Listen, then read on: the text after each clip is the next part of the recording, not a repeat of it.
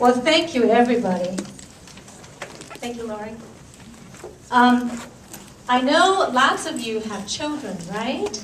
Yes. Who can tell me what a terrible two is? By the way, let me give you some housekeeping items.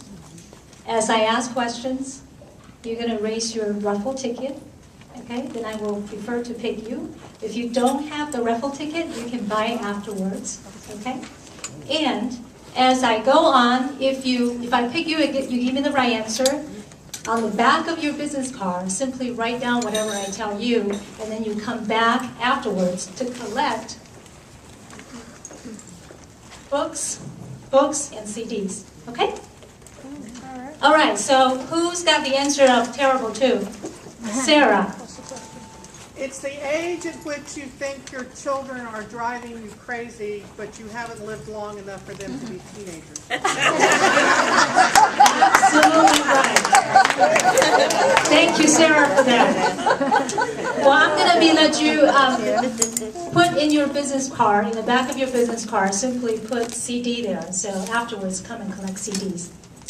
Well, Sarah's example there are so perfect. As a matter of fact, I was one of those terrible two. When I was just about 2 years old, and now many of you know that I'm Chinese, I was born and raised in Taiwan. Taiwan is a tropical island in between Japan and Philippines. So it's very humid, like Hawaii, very hot. And one afternoon, I was playing in the living room alone. 2-year-old alone, okay? And because of that time, a lot of the electrical outlets are made by, anybody tell me? China. Yeah, ceramic. China.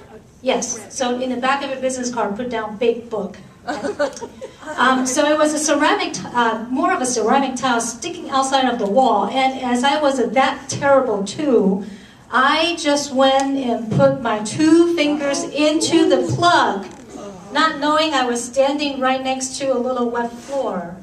The electricity traveled through me all the way ground down to the floor.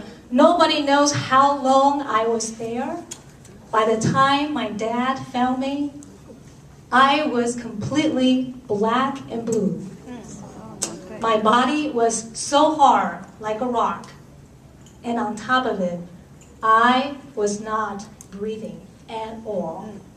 So my dad has to do the impossible. He had to remove me from this little wet floor first. Then he starts slapping me really hard. Make sure I start breathing, then send me to the hospital. Now, each one of you, if you are in business, every single mistake you make will feel just like that. It's an electricity shock. Many of you may survive. Many of you may not survive. What I'm going to take you through today are 5 deadly business sins you must avoid in able to create the values that you need to compensate the amount of risk that you are taking in the business. So on your chair,